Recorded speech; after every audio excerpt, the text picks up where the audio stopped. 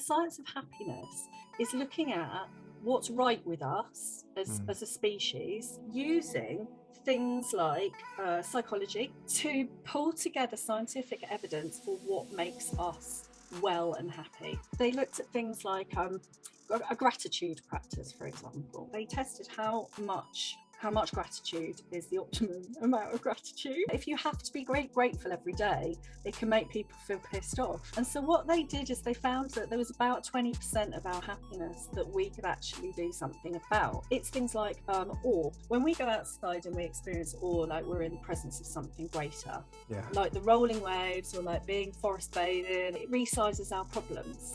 Like we get a sense of perspective. But then if you test it, it lowers inflammation.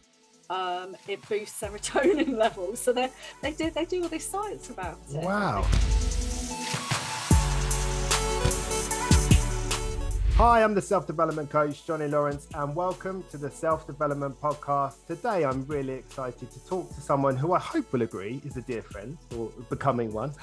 Yay. Thanks, Johnny. Thank you. Well, that's a good start. Yeah. I can really say no, though, could I? They'd be like, all right, we'll see you next week for the next episode. Well, it would have been like, when you were younger and you asked if your mate can stay over, and your mate's standing right there, and your mum was like, oh. It's a bit like that. Orcs. Yeah, a bit awkward. So thank you for not saying that you wasn't a friend. But obviously she's in there now. She's talking. So I'm talking today to Kate Baily. Kate is a professional personal performance coach and specialises in addictive behaviour and grey drinking. She is an associate coach trainer at the Coaching Academy, co-founder with the wonderful Mandy Manners of the CIC Love Sober, which is also got a book that she co-authored. I mean, she does a lot of stuff. Love Yourself Sober, sorry, which I've got a copy of on the shelf. Thanks to you guys. Really appreciate that. And co-host of the incredible podcast, Love Sober Podcast, something that was instrumental in my own journey. So I'm super grateful to you. How are you today, Kate? Oh, thank you. What a lovely introduction. Thank you. Yeah, we had a brief chat, didn't we, before we logged on, and it's that. Is it that question that we don't ask anyone now? It's like, how are you? Because no one bloody knows, do they? Not really. After all dot things and the COVID and the God knows what, it's like, I don't know. I'm all right, but I am, like, we're recording this at the end of 2020. I keep saying 2022, 2021. I am knackered, I have to say. Yeah. I am a bit like, right, okay, I'm a bit over it all. I don't know what it is, but I'm a bit over it. Well, from what I know, and from what what we've spoken about on the course I did with you ladies, and from what I've seen on Instagram, you have been really quite busy. So yeah, that's so true. I'm not surprised. Do you know, that's a fair cop. We have, and it's one of those sort of brilliant things, when you start off with anything, any kind of project, any kind of dream, any kind of a project like that, it's all about the hustle, isn't it, at the beginning? And you have that beginner's luck, you have that beginner's energy, and then something hopefully happens. Lots of things don't, do they? But sometimes when you like the taper, it really goes, and I guess it has for us over the last year. And I'm super grateful to work in the areas that we work in.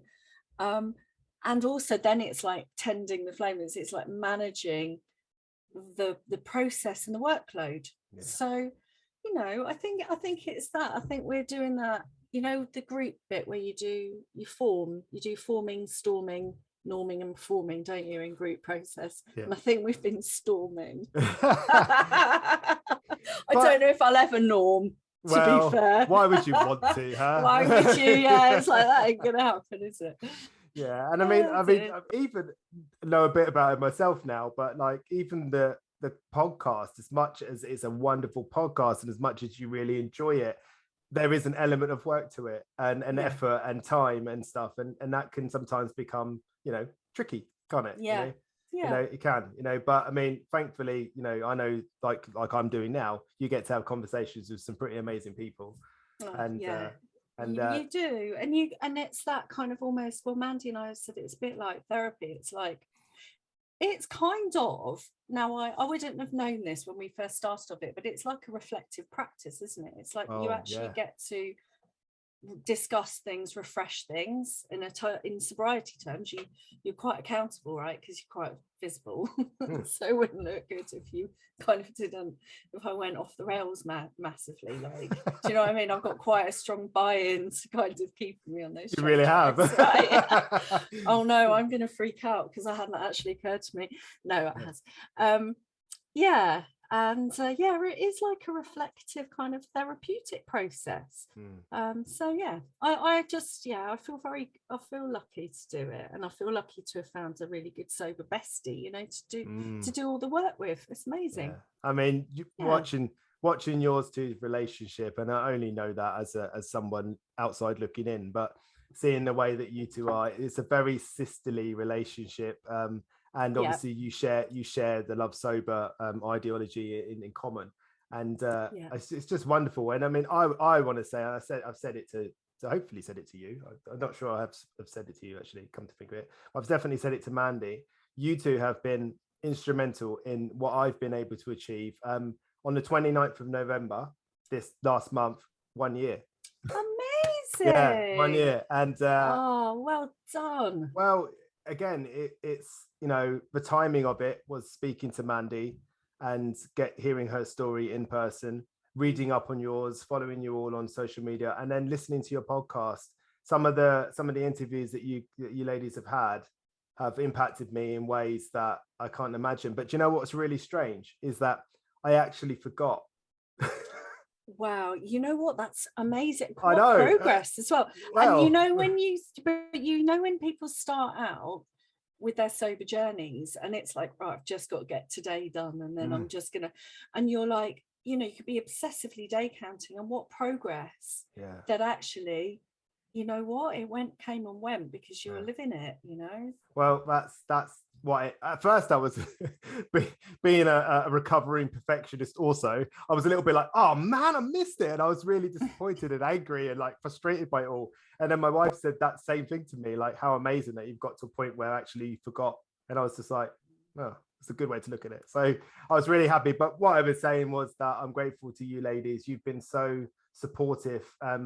I've had some funny text messages with Mandy about what is classified as non-alcoholic. You know, I remember like accidentally drinking something that was 0.5% and totally freaking out. And she was like, chill out, it's all right. Yeah. So yeah, you know, you guys have gone above and beyond for me, and I really, really appreciate it. So thank you so much. Oh, you're so welcome. Well, you know, one day hopefully I'll be able to help you in a nice way, you know. Oh, well, you do just by, you know, being you.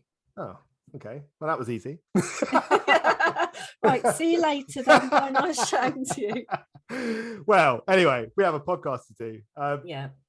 So the reason we're talking today really is to sort of try and offer support and value to people around initially dry January and the idea around people stopping drinking for a month, and to try and give a bit of perspective on why you should do that, and, you know, what you can do to help yourself along that journey. And also really just to talk a bit about you at the end and some of the theories and things that you sort of are passionate about. So we're going to start with like due to you being somewhat of a public figure in the sober community. Hey, look at that. Like, did that set off cringing? Yeah. You know, what's your background basically? I think it would be really nice for people to hear a bit about your sober journey. I think it tends to, you know, that education that you have, but also that experience is what makes you so wise in this space. So, you know, take it away. All right, yeah, thank you. Right, where do I start? You know, it's interesting that the longer you go along, and I mean, I've been 8.5 years on the sober journey now. Wow. And it's had layers. So the way I would describe it now is really different from like a year ago or a year before that or a year before that. And I remember when Rose Romain, who's another wonderful sober sister, she works with us at Love Sober as well sometimes. She said when we interviewed her and said, you know, tell us a bit about your story, and she was like, it's really interesting because it changes from day to day as well, or from like morning to afternoon, depending on like how I feel. So I'm a bit like, right, well, you will get, like, I'll give you a version, but God knows if it's true or not. I believe that was called a Today's disclaimer. That's a Yes, disclaimer. today's take on the story, the dot story, capital letters. Yeah, so I mean, I think I was that sort of typical growing up, you know, started drinking pretty normatively around like, you know, teenage, sort of 15, 16. And it very much sort of suddenly ticked the box of sorting out anxiety for me. I was a very, very, very anxious teen. And again, now I know about adverse childhood experiences, the ACEs, I realised, and that was, you know, a couple of years ago I found out about that. I realised that I have a fair amount of them. But I didn't know that. So, you know, so I was quite anxious. I didn't, you know, just getting through. And I have a real significant memory though of when I was a teen, which I think is really pivotal. And it was my brother's engagement party. And I wasn't, you know, I didn't really drink that much, but it was suddenly we were all allowed to because it was a party. And I remember going up to the loo, and I remember looking at the wallpaper, and it was like this kind of flock, kind of awful burgundy and kind of green wallpaper sort of thing. And I remember thinking, I'm happy. Like it wasn't one of those occurrences that I just felt happy and I felt like all right, I felt at ease, I felt confidence. And that was my first thought, was I feel happy. And then my second thought was, oh, I'm drunk. And it was literally like, for me, I always say that the sort of neural pathway the size of the M1 was sort of created in that minute. It was like, boom, you know, happy, you know, drinking equals a happier me. And so that really kind of carried on again in that sort of quite normative way, where a lot of kids, you know, cope with anxiety with drinking. Oh, and then it turns into university stress of exams, you know, and Friday night binge drinking. I mean, it's what we did, late 80s, early 90s, fags, booze. And I wasn't sticking out. I wasn't sticking out like a sore thumb at all. It just looked pretty normal. That kind of, then the sort of ladult, what was it, ladette culture of the 90s kicked in, Sex in the City. And I was working as a photo editor and a journalist in London at that point. And so it was just cocktails after work, you know, and again, and I was like, okay, I feel like I was like a sort of like a swan on the water with the legs paddling underneath, trying to pretend I was all right, basically. I was the kind of great pretender. It's a nice analogy.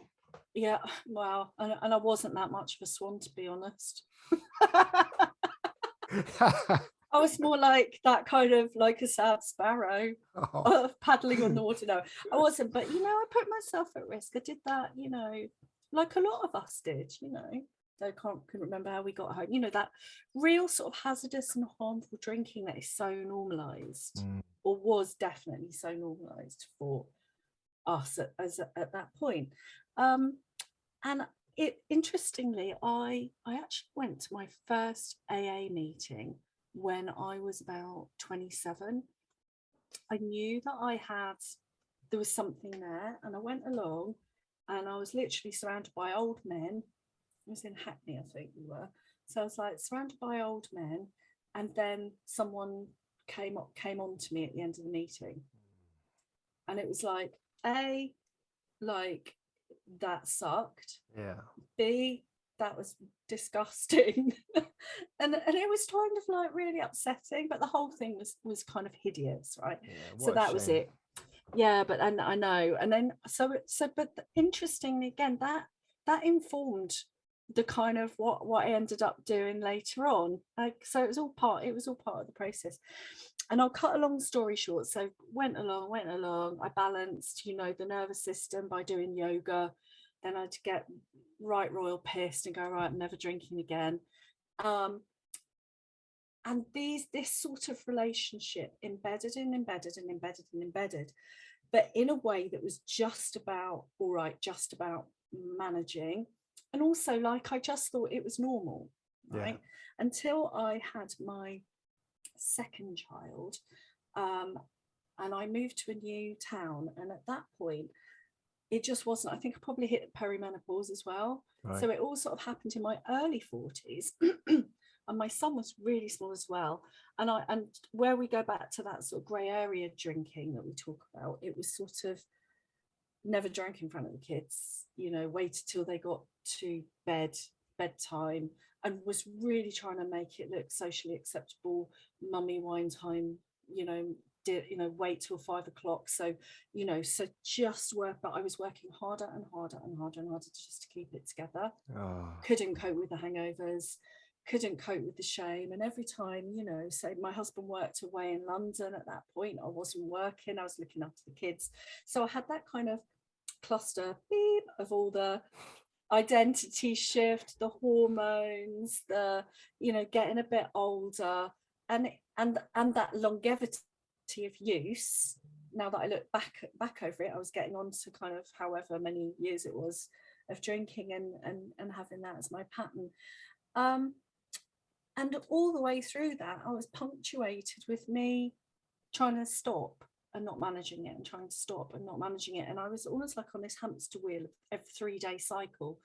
I'd have a bit too much, a couple of days recovery, and then I'd say, right, I'm not drinking again. And by the 3rd day, I felt better. And then I'd have 1 glass of wine that night, then it would creep up, and then I'd be back into that. I've drunk a bottle of wine, never drinking again. Do you know what I mean? It's that affirmation of failure, isn't it? Is that like, it's constantly again, just like, oh, I couldn't do it again. I couldn't do it again. I might as well drink, you know. And you go down and down, you lose, and that erodes your self-confidence. And I honestly thought that, I thought I was flaky. I thought that I was weak. I didn't understand why everybody else was kind of like, I thought everyone else was normal. Sorry, we're not norming, but I did that typical thing of, I just looked, I realized that there had been a profound disconnect internally, which again, I had no idea that was there, because I just was doing life. I had no idea. So I was looking outside for all of my information, and nothing was coming from me, from that kind of wellspring of self, as I would put it. And what I was getting mirrored back was, it's normal to unwind with wine. And so it's a genuine, really, really confusing time, I think, that bit where you know you've got a problem, you don't really understand the size of it, and you've sort of lost your footing. So what we naturally do is we look outside for sort of confirmation, affirmation, don't we? So that's where I landed up. And that was the sort of the backstory to me stopping finally. So I'll just put my pen up. So then the next part of it, shall I continue? Yeah, no, please do. Yeah. So the next part of it is, I found an online forum in the middle of the night, about 3 o'clock in the morning, you know, when you get the sweats and you can't sleep. So I Googled, am I an alcoholic, for about the millionth time, and up popped Soberistas, which was this site that had a flower on it, and it looked like a magazine. It was the first time I'd seen anything that hadn't scared the living daylights out of me. Oh, also I should mention, I had gone to my doctor and said, I'm concerned about my drinking, told them how much, gone to Action, which is you know, like a counselling service, once I could try and get childcare. You know, so many hurdles for parents to actually you know, get the help that they need. And so so up popped Soberistas, and I logged on, and I had never blogged before, and this was kind of before Instagram was a thing. Facebook was kind of, I wasn't using that social media very much, so I was like, okay, I've got a blog. So I wrote this blog, and it just sort of said, you know, I'm a mom, I've got 2 kids, I've never lost my driving license or a job, and you know, I drink, you know, 2.5 bottles of wine, 3 bottles of wine a week, you know, but I know there's a problem. Anyway, in the morning I woke up, and there were about 12 responses just going, we get it, we know, we're the same as you, you know, How did stick with that feel? us. That was like, I felt like someone had thrown me a life ring. It was literally like the sense of relief. I was like, oh, holy crap, I think I can do this. So that was amazing. So I basically stopped for a year. So that should be my happily ever after, and it's not. Don't know why I'm laughing, but basically I did the nuts and bolts that year, the slow habit change. You know, there was still a lot of kind of addiction recovery language in the space. There wasn't the kind of stuff that I now bring to it, I'd say. Yeah. So I was still, you know, but I was like doing day in, day out. I was putting together the toolkit. I was, you know, getting some of that sober time under my belt. I was blogging every day. I used writing as therapy, basically. That was very therapeutic.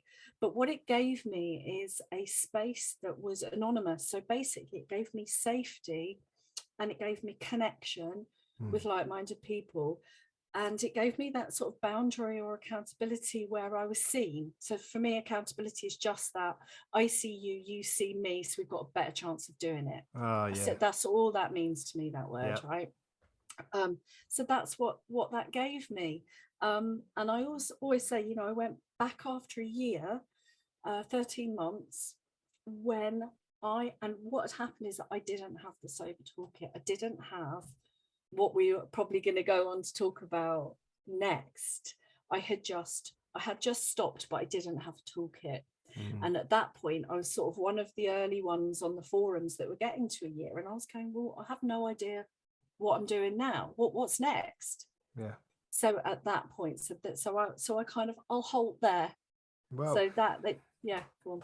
Well, it's some of the things there that I sort of find really interesting is like that validation that you got, that do you know what, I thought I was going mad, you know, because I can relate to that, because you sort of look outside, you talk to friends and doctors and they tell you it's normal, or no, you haven't got a problem or whatever. But I think what I identified, and it sounds like what you were persistently feeling, was that you didn't feel happy, and that should matter, shouldn't it?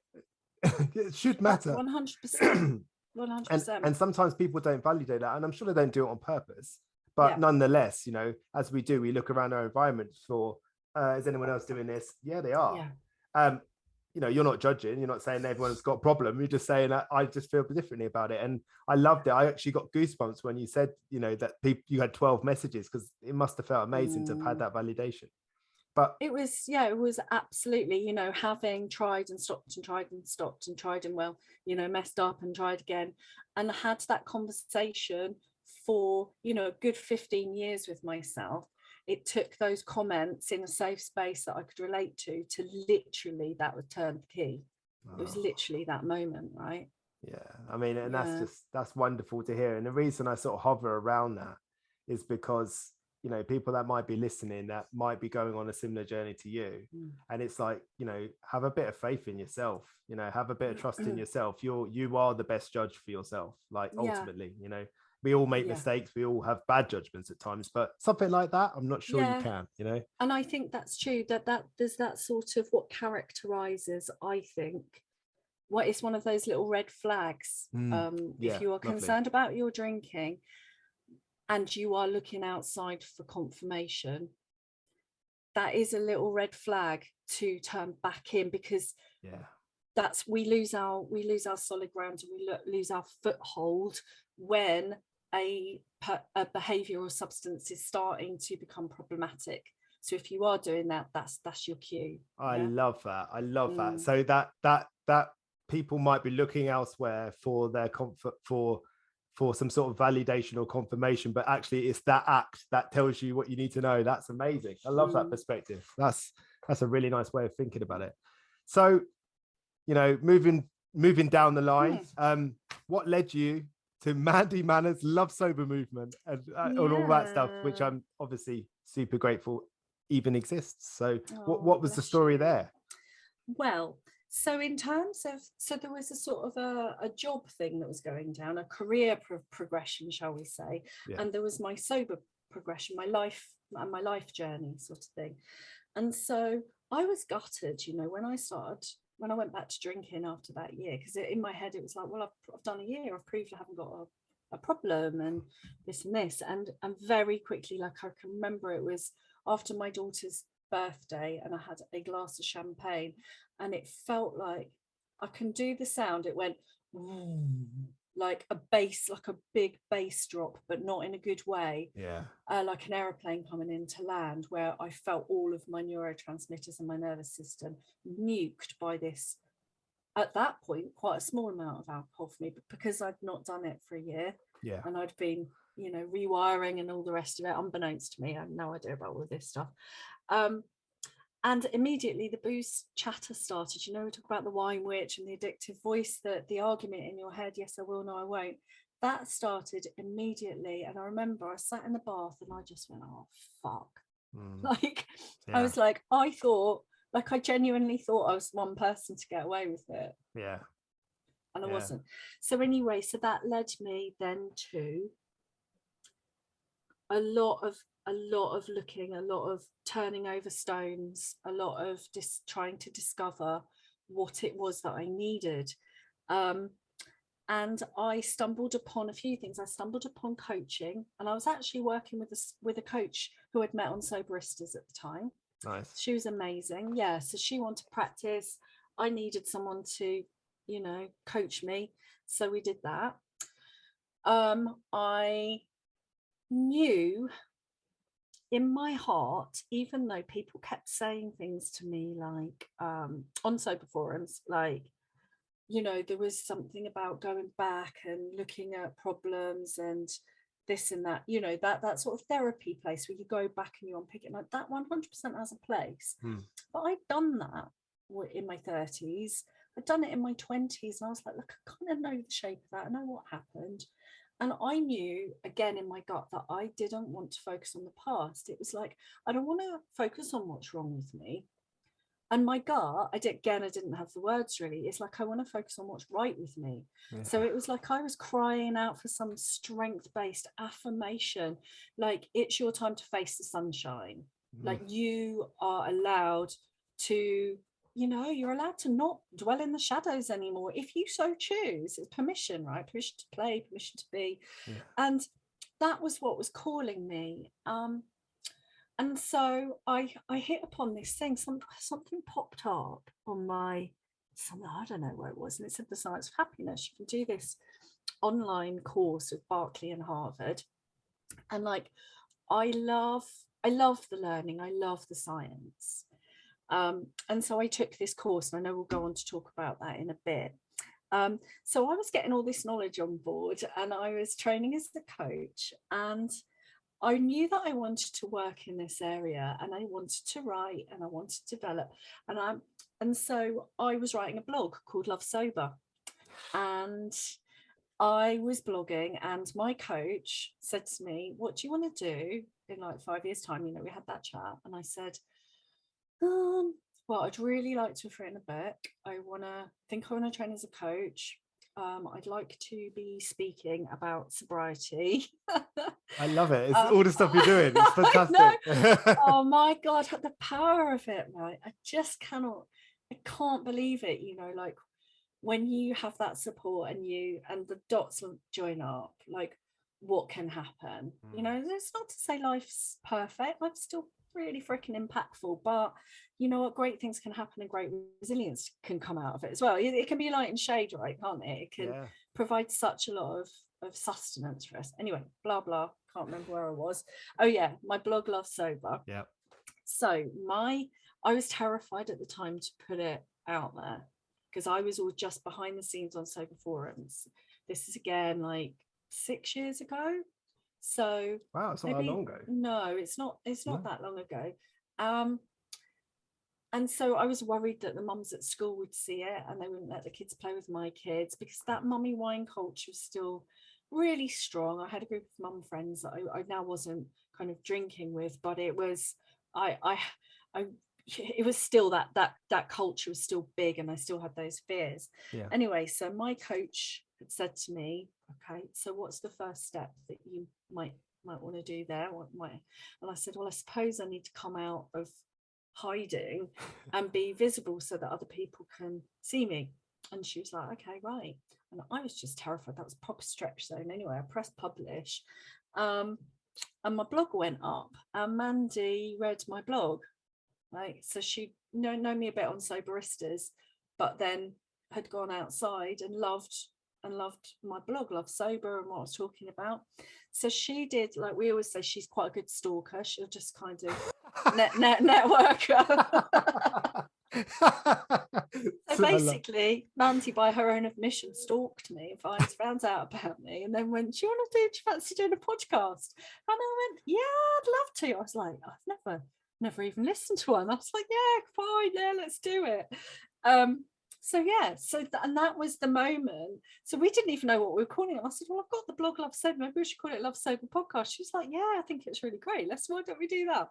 Wow. Anyway, and that's the moment it was all born, and the rest is history, right? I just love how organic everything is with you two. It's just so organic, and it just has that meant to be feeling about it. Always. It's so lovely. No, it's really nice. Like, it's really nice. Stalker, that's going to tickle me all day.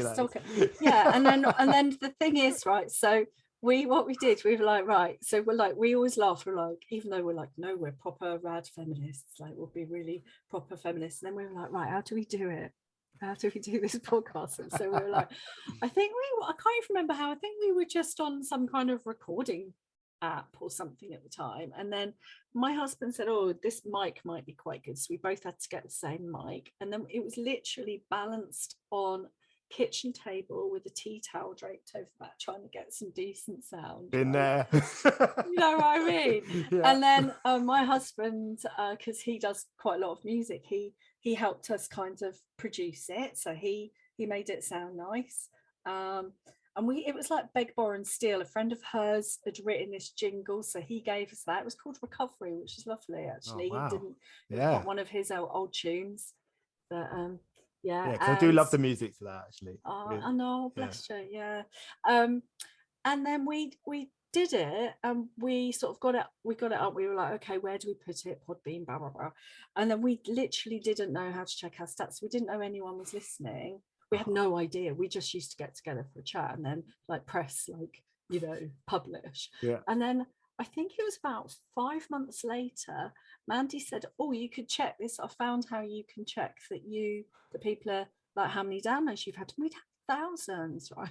Wow. Like, oh my God, like people are actually listening. Yeah. And at that point we properly got the fear. We were like, oh Jesus. I was going to say, did that freak you right out? That's like, oh no, people actually listen to us. It's not just us having a chat. So we were like, oh, so we did get a little bit scared for a bit, and then we were like, oh, it doesn't matter. We're just having a chat. Like that was all what it was supposed to be. Let's just talk about this. Like, we don't have to have the answers. We haven't got the answers. Who's got the answers? But if we just shine a light, if we just show up and tell our stories and our truths and how it feels for us, it gives permission, right? And it blows away the myths and the norms. Yeah. That was the whole idea behind it. It was just let's have a chat about whatever comes up through, about any of the stuff, parenting, mental health, but through that sober lens, because we wanted to keep the focus on sobriety being, it was our our linchpin, I guess, to well-being, to all of our well-being. So it had to have that as a foundation, And you're right, though, it is. It's like some days through being sober, the win you get is, did I drink today? No. Yeah. And that's your win. That's your win. A win. Yeah, that's okay. What a win. Yeah. And what an amazing win, right? Yeah. Some days are just rubbish, win. But you didn't drink, so it was a win, And I could absolutely say, for like, your podcast is literally you two having a conversation sometimes, and I just laugh my head off. Like some of the stuff you're talking about, I'm just like, I love it because it's real stuff. It's what people are going through. And when I became sober and chose to go alcohol free, a person that I worked with said, if you want to know why you drink, stop drinking. And actually those conversations that you have are the reason why, you know, some of them things that were triggering you, some of them things that were causing you to be stressed, and you look outside to your group and you know, you got the mums that are drinking, they're all drinking, well, that must be what I should do, you know. And you can just see how easy it is to fall into that trap. And when you start changing your behaviors, you inadvertently challenge other people's without even saying anything, you know. And it becomes a difficult space. And I've been through that, and I know that you have. And I think you can't go sober or make a change to that without it happening, can you? Just and it's not necessarily a bad thing either. It's just a difficult time, isn't it? It's challenging. It's growth, basically, essentially. It's growth and it's evolution. And with that, you know, I just go back to the seasons. I'm thinking quite a lot about this at the moment because this is not a shameless plug, we've just finished our second book, and that is very much about the kind of cycles of life. And the fact is that some things you have to have the die off in autumn and the rest to then make space for new growth. And I really do think we go through life cycles and life cycles and life cycles and sobriety cycles. You know, we don't have to do it all at once. We will never be perfect, shiny, happy people. And it's like, that's not about that.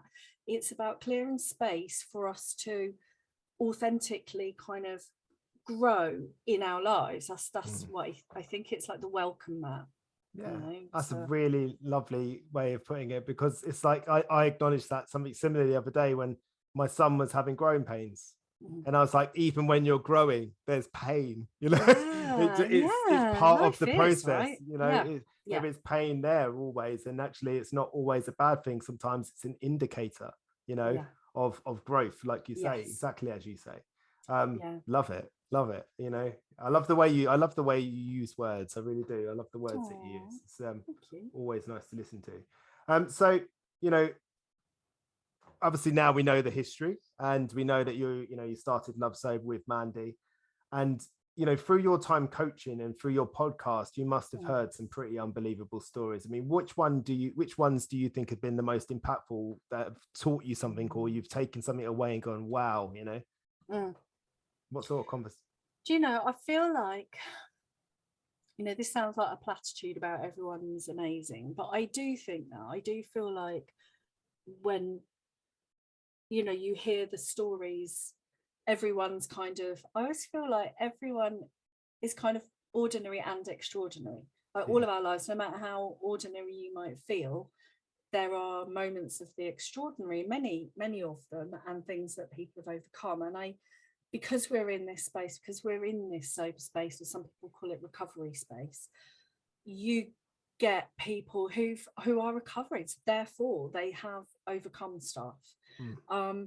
So I would say, I would like to caveat that, because I honestly do, genuinely believe it, and why I love this space so much. When I think though that, and this is a fella that came to mind the other day, I think Michael Maisie's story really touched me. And Michael Maisie, he just does amazing work in this space, and he wrote the book Young Offender. Have you heard of him? I haven't, actually, no. Okay, so he's sober. He's been on the sober path, I can't remember how many years. He did a sort of a more traditional recovery path through AA and stuff, but he was from East London, and had an incredibly challenging childhood. Like, you know, there was severe drug addiction and abuse and stuff like that laced through it, and he ended up in Feltham Young Offenders Centre, so he went to prison, right? And it was during his, and you know, it was like that story of Looking for a Band of Brothers, like so many boys, so much of that culture, when you're seeking, you're searching, and you end up in the wrong places. And by all rights, if you look at the stats, that should have been it for him. That should have been a life of crime, really. And what he did is he entered, you know, he got sober. I think they had some kind of therapy in prison, and he basically now lives in Devon with his beautiful wife, and I think he's got 2 or 3 kids, and he runs it's almost like what would it be? It's like sharing circles for men. and places for men to go, like retreats. Yeah. But to go and do it for blokes, because there's so many spaces for women now, which is amazing. But you know, it's so brilliant when you see a fella doing it for the other men, and how needed that is. So he does a lot for charity, and yeah, he wrote a book called Young Offender about his time in prison. What was his name again? Michael Maisie. And Yeah. he is a glorious human being. He just is, you know, he's got he's like one of those beautiful open hearts, you know. Yeah. He's such a lovely guy. Oh, that's a nice that's nice though, isn't it? Because a lot of the time with the podcast, and I get it as well, is you hear some pretty difficult to hear stories. But what we always try to do, and the reason why people come on podcasts, is because it's there to inspire, and it's not necessarily that happy ending, but it's like, hey, there was a pathway. There's always a pathway, you know. There's always a pathway to some sort of different life, you know. And and when I spoke to him about it on the podcast, and it was like I think he fitted into that. You know, I used to work on the press, and it was like a brilliant kind of rags to riches story, like a brilliant, like, you know, now, you know, a sort of classical narrative to hero journey. But when we talked about it, it was like we were reflecting on, but every single day, he and you and I, but he at that particular point had those choices many times a day to pick up a drink, to do whatever he did. And I just wanted to really honor those millions and millions of small choices that he had all along the way, not just like the hero moments, right? Yeah, love that. Because that's what our lives are made up of. They are. I always say that to clients. I say, like, you know, something visual like bodybuilding, people only see the end result. They don't see the reps. They don't see the hours and hours in the gym, the sacrifices, the dedication. They don't see all that stuff. They just see the body, you know. And it's because it's such a visual thing, you know. So I quite often use that as an example. But yeah, I'm going to definitely look into him. He sounds like somebody I'd love to talk to. You should totally talk to him. I'd love to talk to him. He sounds like a wonderful chap. You two need to know each other. And I mean, obviously, you know, you're deep in the sobriety world now, and you've been deep in the challenges of alcohol, and you've seen lots of different success stories. But I mean, January is coming up, or we're in January when this comes out probably. And what opportunities does that present? Because what I suppose I'm getting at is that we're not necessarily talking about being an alcoholic. We could just be talking about grey area drinking, problematic drinking, and just generally having a feeling that you drink too much and having that validated. Maybe just talk just briefly. I mean, just the last question, and then we're going to move on to the happy stuff. But is more like, what opportunity does Dry January bring, and sort of the classification of sort of grey area drinking and problematic drinking over sort of being technically an alcoholic? Okay, yeah. So in kind of culturally understood terms and TV media, whatever, we've kind of got used to this idea that alcoholics, there's the normal people, then there's the alcoholics who are, you know, rock bottom, vodka on the cornflakes, kind of all wheels off the wagon sort of stereotype. And the idea, the grey area of drinking, it's like the World Health Organization have not used alcoholic as a diagnostic term. I mean, it's not been used as a diagnostic term since the 80s or something. And so the World Health Organization see it as a spectrum. So, and it's hazardous and harmful, dependent, and there's the one other, can't remember, my brain's gone to mush. It's all right. But anyway, you could look it up on the World Health Organization. So we have so hazardous and harmful, it can be anywhere. It can be your binge. So you might think, for me it was like I couldn't consistently moderate. Like sometimes I could have a glass. It wasn't like that was the starter gun and then that would be it, and I would, you know, be plastered every single time I drank. But it was really unpredictable. So that, you know, if that's you're not going to fit into any kind of particular box. No. But it might still be causing you harm and sleepless nights and anxiety. So that's where the grey area of drinking is. And if you have, I mean, I can't believe how much better I feel. Yeah. Like, quite simply, like, I cannot believe it. So dry January can be, I mean, it's lovely because it's a kind of socially acceptable way for people to take a break, which is always going to be good. Might need it after Christmas as well. Might need it after Christmas, yeah. And also that reflective, so to not just do it and just go, oh right, okay, but actually try and engage with it is what I would say, and do some kind of reflective, you know, ask yourself those questions. How do I feel? Track your progress, join in with a challenge with people, you know, get that accountability with each other. I see you, you see me, let's chat it through, you know, that thing, and really, and take it as that opportunity to sort of have a pause and have a really good look at it. See what comes up. You know, you're going to learn a lot, even if you just do dry January. You might love it, so many people love it, and then either return. You know, a lot of people on it who are sober long term, choosing alcohol free, started with the dry January. So it's a great opportunity. It is, and I think, you know, like you say, you know, that sometimes people get to the end of the month and it's like, it's almost like an obligation to start drinking again. You know, there's that feeling of, oh well, got to start drinking again. It's like, well, you know, you don't have to, right? And it's like, for me, what going alcohol free gave me was freedom. That's the word. It's literally the word I use all the time. It's given me freedom, because it felt like strangely a commitment, which is a weird feeling. It felt like a commitment to me, like, oh, I had to drink, and then I realized I didn't. So I'm glad you say that. And again, the way that you classified that gray area drinking, I wanted to bring that to attention, because, you know, people go, well, I'm not an alcoholic. Well, that doesn't have to be the case. Sometimes if you've got an issue with it, or you've got a feeling around it, sometimes it could just be a feeling, then you know, there are options. That's what I'm trying to get to. And this is one of them. And it really is. And the other thing that I point out about that, I think something that really helped me, there's a writer called Jack Timpney who wrote a book right back in the 90s, I think 80s or 90s, called Rational Recovery. And that was a real sort of answer to that traditionally AA time at that point. And it was that he categorized the issue of addiction as when you get the tug of war.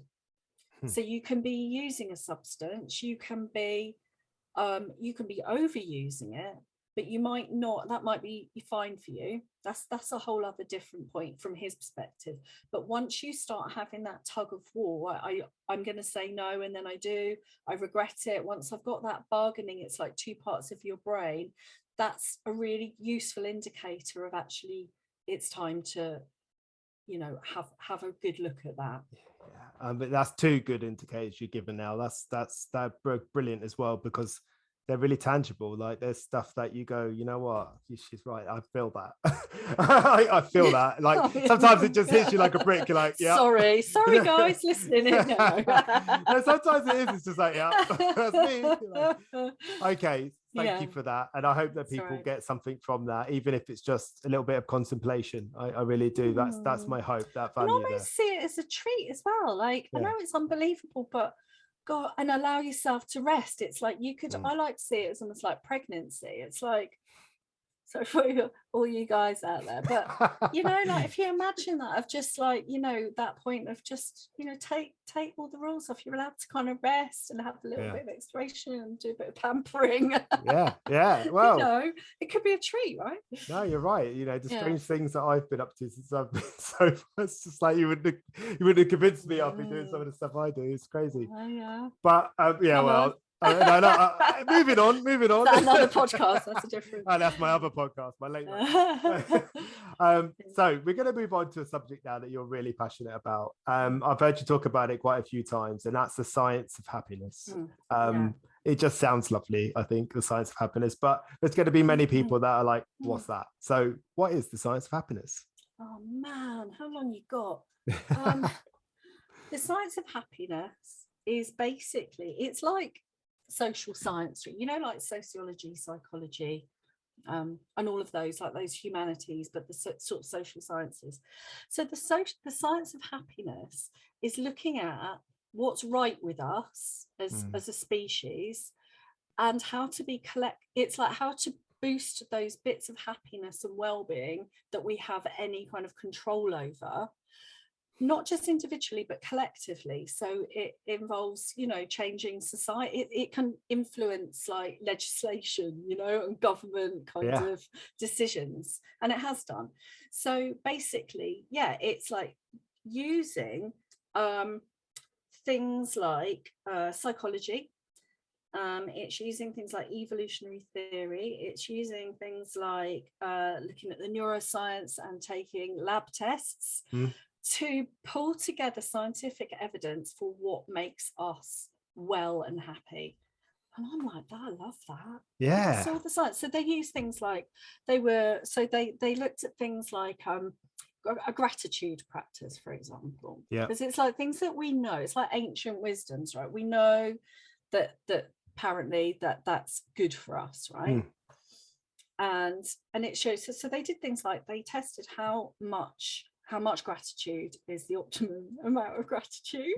Did they? So yeah, they tested it with people. Like if you have to be grateful every day, it can make people feel pissed off.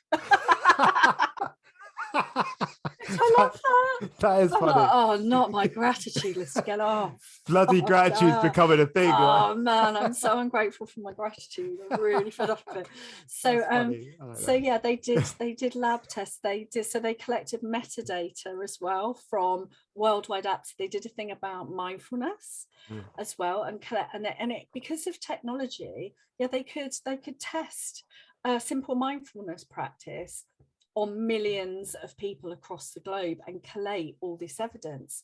And so what they did is they found that there was about 20% of our happiness that we could actually do something about. And it's things like, so the things that they have talked about as being evidence-based practices. So this isn't about we've all got to feel happy all the time. The way I see it is it's like a scaffold for living.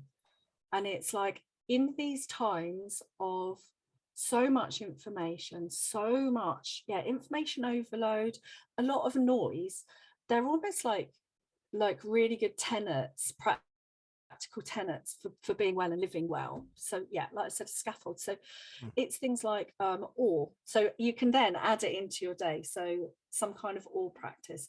When we go outside and we experience awe, like we're in the presence of something greater, like the rolling waves, or like being forest bathing, or like looking up. I love like the Tate Modern, going in there and seeing this amazing thing. It resizes our problems. Like we get a sense of perspective. We're like, oh, okay, there's a bigger picture. Quite literally, there's a bigger picture. But then if you test it, it lowers inflammation.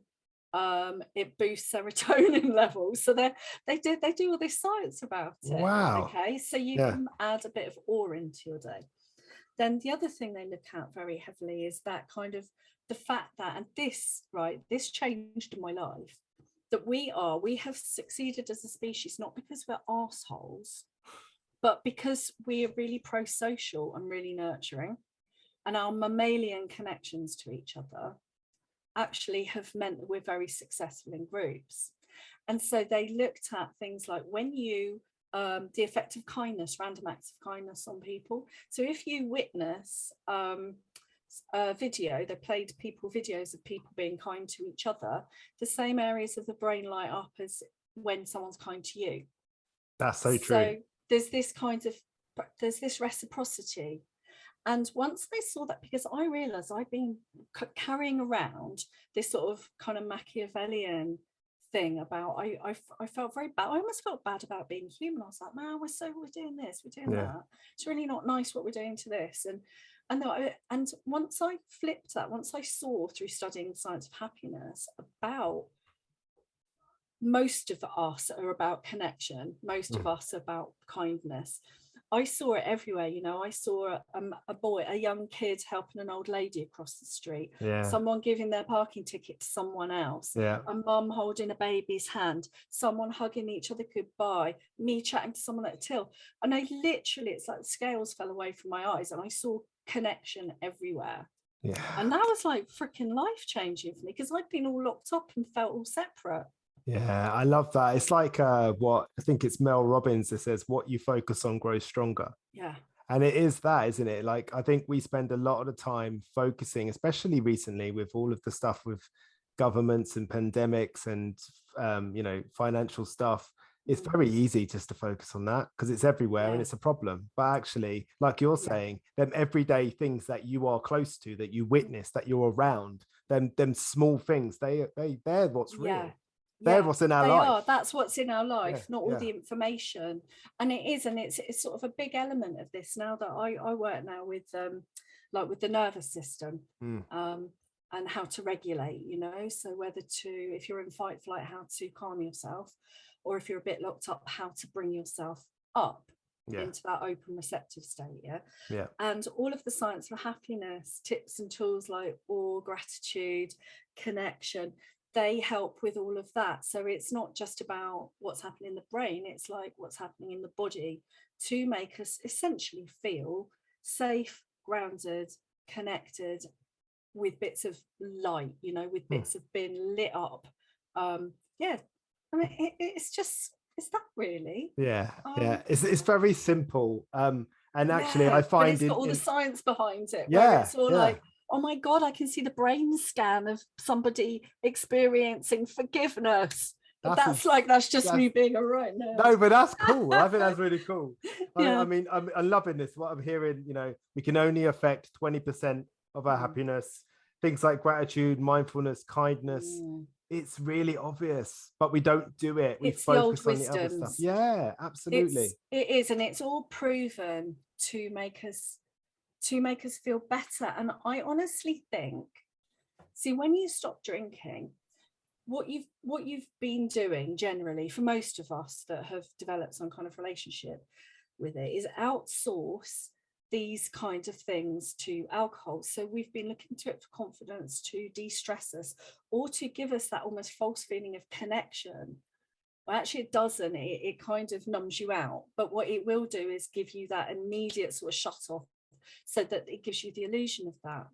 So what we do when we take the alcohol away, we do need the toolkit, or I feel like we need a scaffold for living. We need someone to take us by the hand and go, you know what, this is going to be a much better idea to help you relax, love. Do you know Mic drop. what? Bloody brilliant. That I love that. That's absolutely great. That really is. I love that. I mean, we're winding up now, but I mean, I just wanted to ask another couple of questions because that's how I roll. And then, what would you say, just quickly, are the pillars of the science of happiness? The real sort of.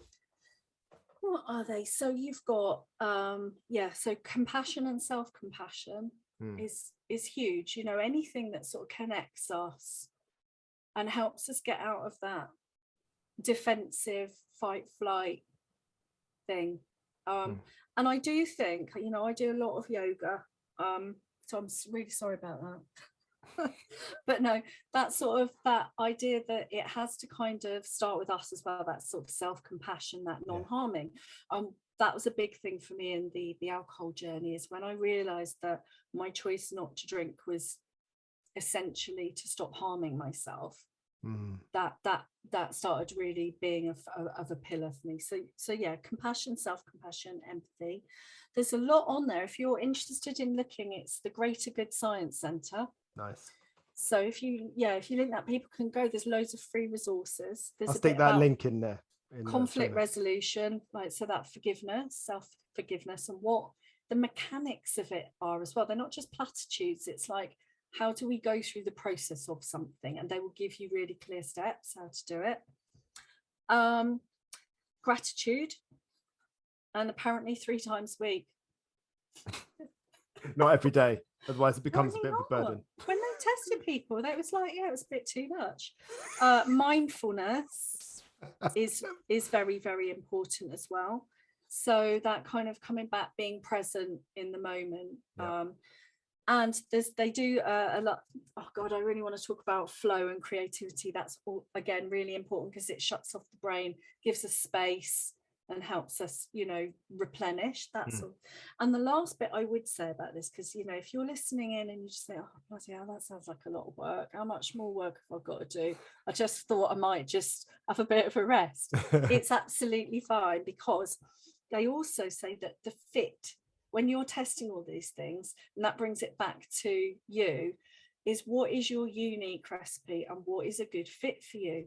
And if you hate a loving kindness meditation like I do, like it makes me want to run out, and well, I'm better at it now, but if it kind of irritates you, that's not a good fit. Leave it. That might be 10 years down the line, it might never be your bag.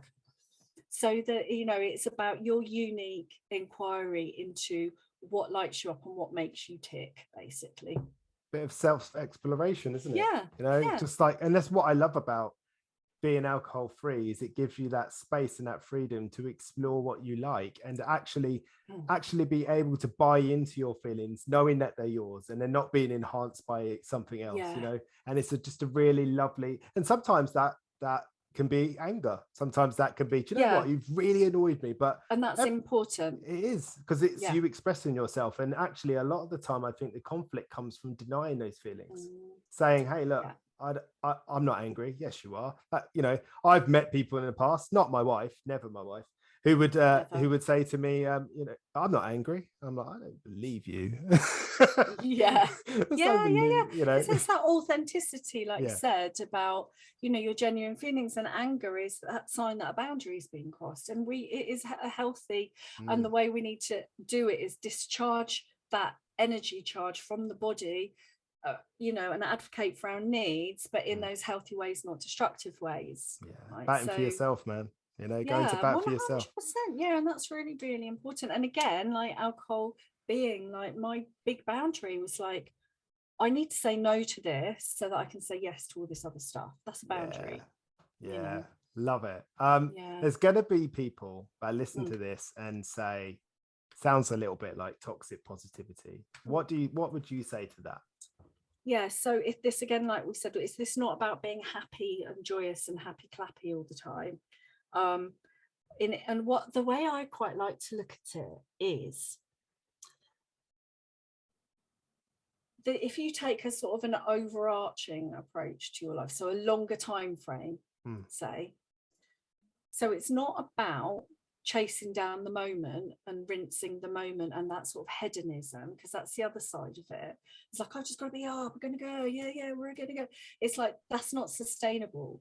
So the overarching happiness, the overarching well-being is not just a sparkly frame of mind. It's like it's the second time I've used it. It's almost like a bass beat. It's like a heartbeat underneath that keeps going, and gently making good decisions in line with your values and applying the self-care is going to give you overall well-being and happiness. It's not just about a peak and chasing that peak. Does that make any sense? Yeah, it does, because it's not, it takes the demand for effort out of it, because it's consistent, it's doable, you can do it all the time. It's not like something that you get tired of. Like sometimes exercise, people can take it too far and they fatigue themselves.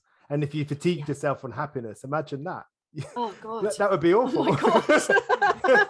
I've done gratitude 3 times a day. Drove me crazy. Too much. It's too much. And it's that, because it's it is that difference between seeing like what it's, you then have to ask, well, what is happiness? And happiness is that much sort of gentler kind of feeling of well-being and connectivity to your meaning, your purpose, and it's like that rounded thing, not just a peak in emotion, so it's sort of reframing that meaning a little bit.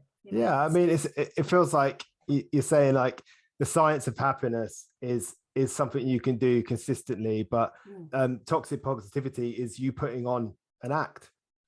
And that's fatiguing if you're having to. It's like when you tell a lie and you have to remember the lie, and there's fatigue and all sorts of stuff that comes with that. So I love that. That's right. And the science of happiness is essentially sort of tools. So they are a set of practices you can do for your mental health and your well-being they're not a kind of a state of denial sort of No, thing, of toxic positivity. Yeah. Perfect. Love that. Yeah.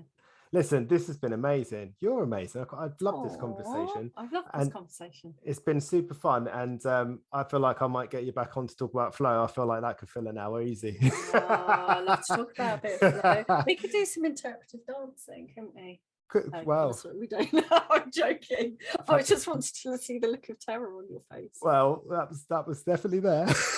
No, nobody wants to see me dance. Believe me, no one wants to see that.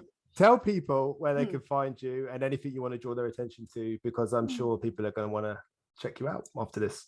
Yeah, the easiest way is to go to lovesober.com, and that's where everything lives. We do courses. We've got a 6-week course that goes with the book. So we've got Love Yourself Sober, the book, and then we've got Love Yourself Sober, the course. But just go to lovesober.com and you'll find the podcast, you'll find free stuff, you find the community there. I mean, we don't know if it's going to happen yet, but we're going to try and do a little something in the new year to help give people a bit of value and support, hopefully, but it depends on schedules and stuff, I suspect. But we'll do our best. We certainly will. We'll do our best. But thank you so much, Kate. And you are a credit to the industry, really are. I mean that, you know.